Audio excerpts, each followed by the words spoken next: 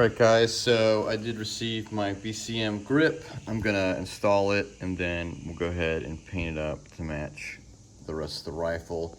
What I'll probably do here with the BCM grip is paint it while it's off the rifle and then just mount it. I'll have to slide those bands back and take that tape off, mount the BCM grip. This will be a matter of taking the sling off and the combat band off and then painting that while it's on the rifle, because I'm gonna get a little bit of that buffer tube as well. All right, so we're basically gonna be working from here back. Everything else here is irrelevant. I do have my caps on for the optic, which is the most important. Gonna be doing some control painting, so I'm not really worried about it getting on anything else. So we'll start with the buttstock and the grip using some, basically some light green. I normally start with tan, I believe, but I want to go ahead and get the green and I'll invert it a little bit. Use the tan as an accent because you can't really see it too much. Anyway, it's just kind of like a base, right? We're doing summertime type paint scheme. If you want to switch it to wintertime, you're going to start using more browns and tans. So we'll start off with this. The only thing I've done here for taping is taped off the M-lock lugs there. And then that's it. I'm leaving this as is. And again, it's light, fast coats versus like getting on there and like really like trying to spray it on there. So we'll kind of watch the technique here. We'll start a little bit past it and then go across it.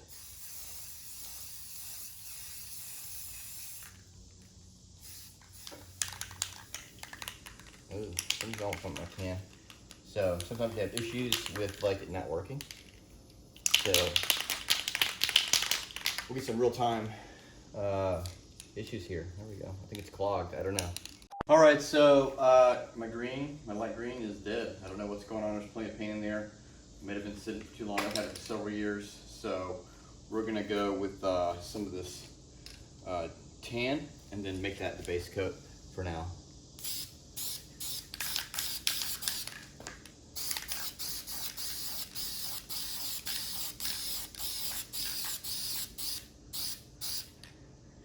It's very tan, so we're kind of just making it match the color.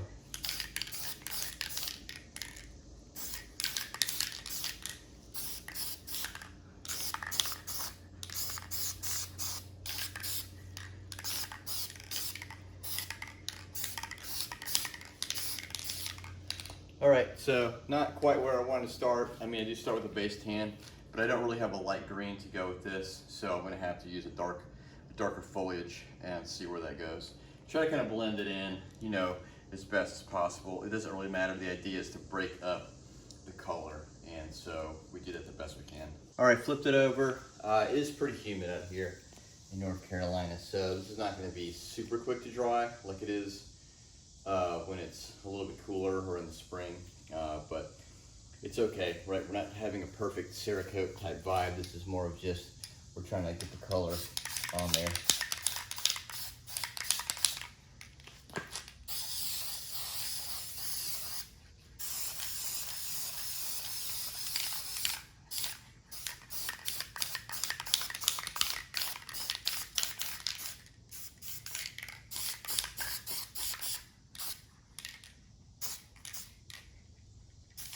All right, looking pretty good, right, for like a base coat. What I want to do is let this dry a little bit and then start queuing up the second color. It'll be a darker green. I'll probably do green and brown just to break this up and then kind of try to blend it in. It might have like a darker tinge to the end of it, but again, looking at it as a whole, right, having that kind of color transition is okay, right? You see a lot of that natural change in shadow in the real world, so having like a hard distinction isn't always something you want, so having that kind of color change from one end to the other might actually work out in this case. So we'll experiment and keep seeing what this looks like. All right, so we've got like a dark brown, right? And so what we'll do is we'll create our little stripes, and then what we'll do is use the splotching technique to kind of blend them.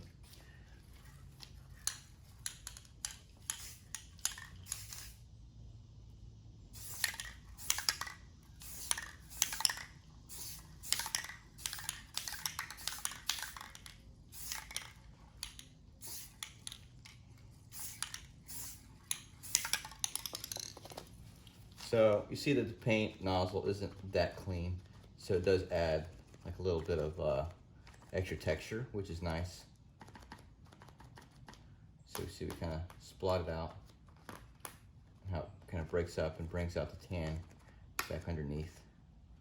That way you don't have to respray.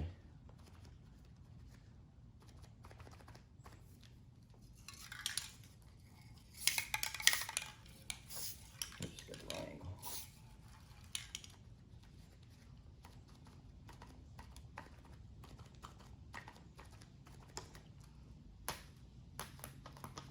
All right. Pretty happy with that. It's already kind of got that cool kind of desert pattern. We'll do a little bit of this.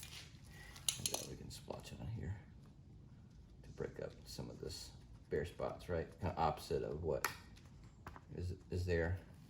And then we'll do this along the top. Right, blend it in a little bit more.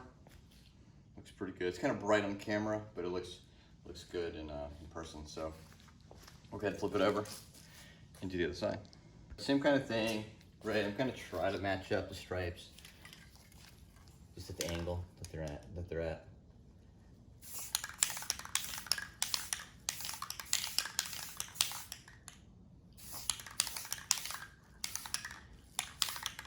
All right, then we're gonna blotch.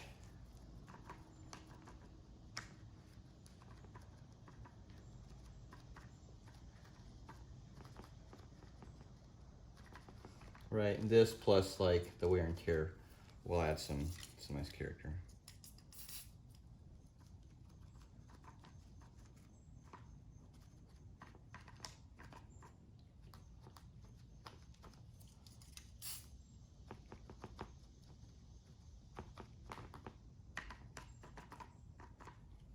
All right, so let this dry for a little bit. The final touch is I'm gonna try to find, again, I've got like a foliage green, and I'm gonna use my, I actually use this screen for painting, right? If you paint out of a bucket, it's a little dirty, but I'll use that as a screen to give it some pattern. All right, so this is called Matte Spanish Moss, and it is from Krylon. I'm using a combination of Krylon and Rust-Oleum. All right, get it close in. Start with this first.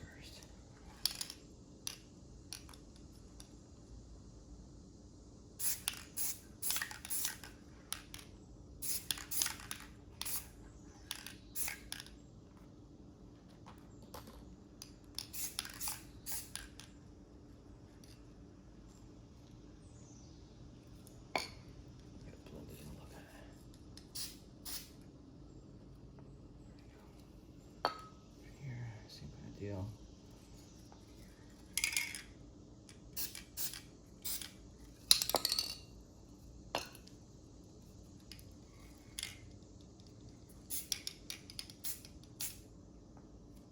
All right, guys, nice little kind of scale pattern there.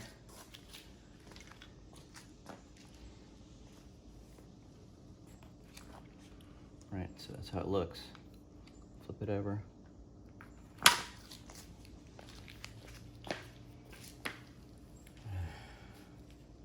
Dust just a little bit of brown here.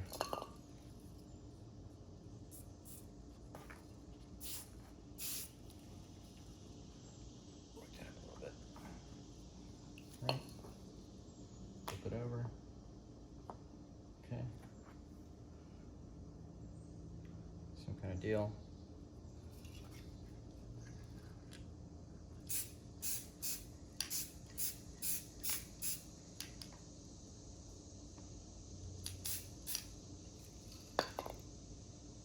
Dusting back on there.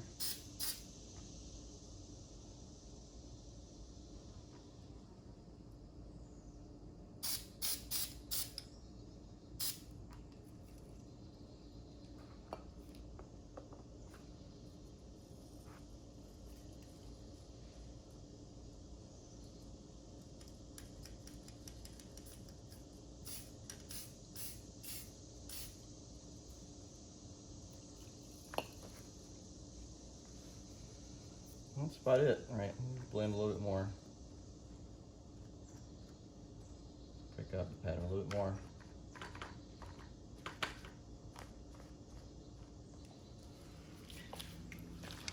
So it didn't quite match, but it's kind of its own thing, right? But I feel pretty good about that. Can maybe add a little bit more green on this side.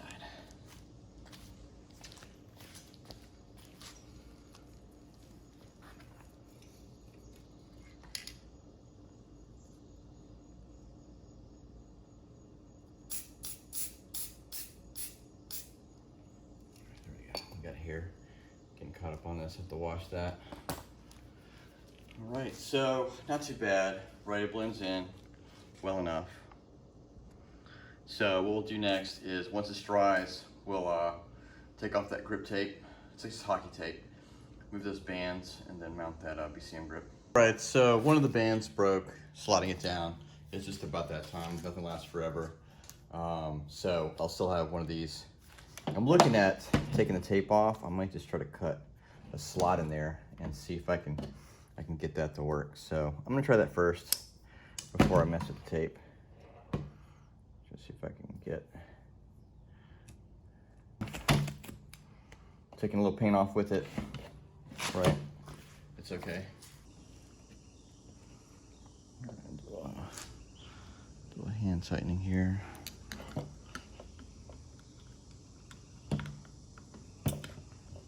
Q is supposed to come up with some kind of competitor to M-Lock that's supposedly simpler and stronger. So hand tighten that, and then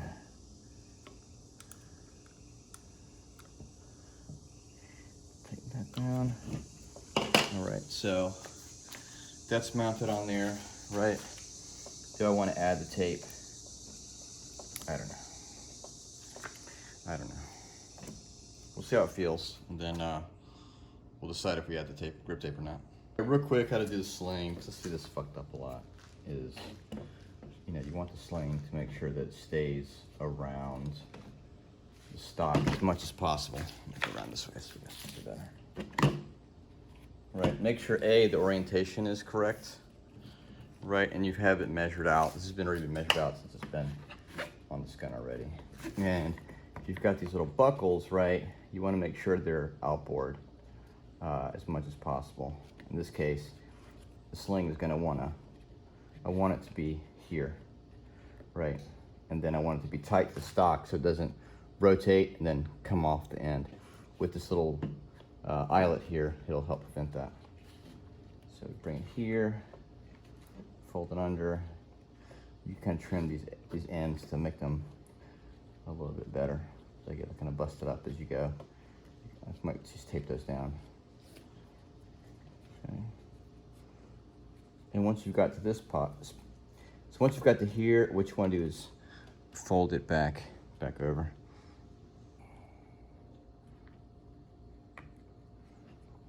Again, the end's getting frayed. It's getting a little bit more difficult to do this, and you can push it through there, but I think that's good enough.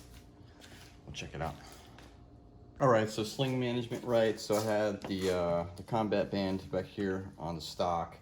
Again, you want to make sure the outside of the sling is outboard, right? We're going to do an S-fold. Take up as much slack as possible.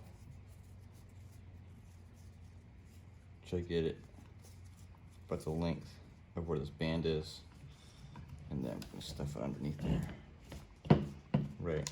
And the idea here is that once you go to pull this, it'll pop right out, otherwise it's stowed away. All right, so basically this is it, right? I've got this, my rifle SBR setup. It's painted, it's got the new grip, it's got the new stock. Everything is good to go, minus the grip tape and the silicone band, right? Next thing I'll do is I will zero this. My other rifle actually fell off the table. It was just outside of my reach. Maybe I'll do a blooper on that, but I'll have to go re-zero that or make sure it's zeroed. We'll see how that little hollow sun took the impact.